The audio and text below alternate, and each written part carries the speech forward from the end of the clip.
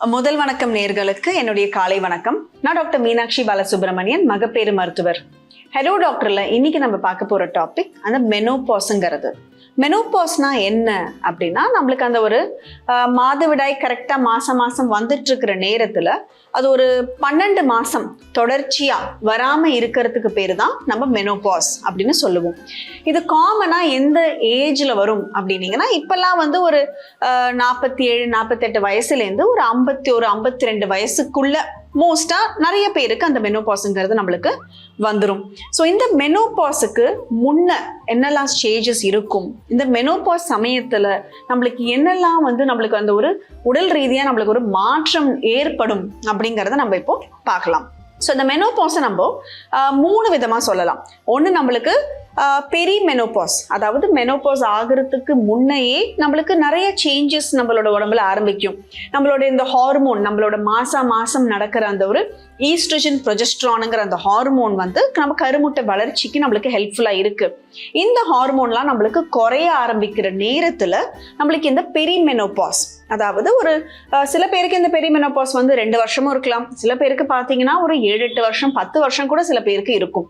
So அதுக்கு பேர் தான் மெனோபாஸ் ஆகிறதுக்கு முன்னாடி இருக்கிற ஸ்டேஜ் தான் நம்மளுக்கு பெரிமெனோபாஸ். அப்புறம் அந்த மெனோபாஸ் பீரியட், அதாவது அந்த 1 வருஷம் பீரியடே வராமல் இருக்கிறதுக்கு தான் மெனோபாஸும்போம். ஸோ இந்த மெனோபாஸ் நேரத்தில் நம்மளுக்கு என்னெல்லாம் பிரச்சனைகள் நம்மளுக்கு வரலாம்னா, மோஸ்ட் காமனாக பார்த்தீங்கன்னா இந்த இரெகுலர் சைக்கிள்ஸ், பீரியட்ஸ் வந்து கொஞ்சம் தள்ளி சில பேருக்கு வரும். இல்லை சில பேருக்கு பார்த்தீங்கன்னா கிட்ட வர ஆரம்பிச்சிடும். சில பேருக்கு ப்ளீடிங் வந்து ரொம்ப அதிகமாக போகிறதுக்கும் வாய்ப்பு இருக்கு. சில பேருக்கு ப்ளீடிங் குறைவாக இருக்கிறதுக்கும் வாய்ப்பு இருக்கு. இந்த மாதிரி எனி பீரியட் இரெகுலாரிட்டி, அந்த 40 வயசுக்கு மேலே இருக்கிறவங்களுக்கு அந்த பீரியட் இரெகுலாரிட்டிஸ் வரும்பொழுது நம்ம அந்த ஒரு பெரிய மெனோபாஸ்ல அவங்க இருக்காங்க அப்படிங்கிற மாதிரி நம்ம அதை எடுத்துப்போம். இது மட்டும் இல்லாமல் நிறைய சேஞ்சஸ் நம்மளோட பாடியில் நடக்கும்.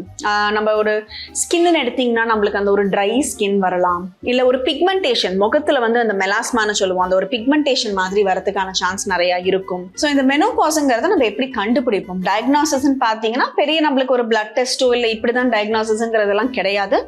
நம்ம மெயினாக அந்த 12 மாதம் நம்மளுக்கு ப்ளீடிங் ஆகலை அப்படின்னாலே உங்கள் டாக்டர் அதை வந்து மெனோபாஸ், இந்த ஏஜ் குரூப்பில் இருக்கிறவங்களுக்கு அது மெனோபாஸ் அப்படிங்கிற மாதிரி எடுத்துப்பாங்க. தேவைப்பட்டால் நம்ம ரொம்ப சில பேருக்கு பார்த்தீங்கன்னா ஒரு 35-38 வயசுலயே இந்த மாதிரி பீரியடே வராமல் இருக்கும். அந்த மாதிரி இருக்கிறவங்களுக்குலாம் நம்ம ஒரு பிளட் டெஸ்ட் ஒன்று பண்ணி பார்ப்போம். அதில் அந்த ஹார்மோனோட வேல்யூ பொறுத்து நம்ம மெனோபாஸ் இருக்கா அப்படிங்கிற மாதிரி நம்ம சொல்லுவோம். ஸோ இப்போ இந்த மெனோபாஸை நம்ம எப்படி டீல் பண்ணலாம் அப்படின்னா, இதுக்கு நம்ம ரொம்ப ஏர்லியா மெனோபாஸ் ஆனவங்களுக்கு நம்ம அந்த ஹார்மோன் ரீப்ளேஸ்மெண்ட் தெரப்பி அப்படின்னு தருவோம். அதாவது நம்ம உடம்புலயே சுரக்கிற அந்த ஹார்மோன்ஸை நம்ம, பிகாஸ் நம்மளுக்கு அந்த ஹார்ட்டுக்கும் அந்த போனுக்கும் இந்த ஹார்மோன் ரொம்ப முக்கியமா இருக்கிறதுனால ஒரு ப்ரீமெச்சூர் மெனோபாஸ், அந்த 35 வயசுலயே மெனோபாஸ்லாம் ஆகுறவங்களுக்கு நம்ம ஹார்மோன்ஸ் அவசியம் கொடுப்போம்.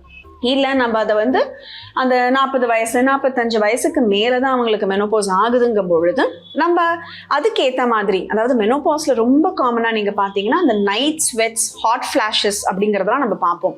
அது என்னன்னா, நம்மளுக்கு திடீர்னு பார்த்தீங்கன்னா ராத்திரி எழுந்து உட்காந்துக்கும் பொழுது வேர்வையாக வேர்த்து ஊற்றும், இல்லை உடம்பு ரொம்ப ஒரு சூடான மாதிரியான ஒரு ஃபீலிங் வரும்.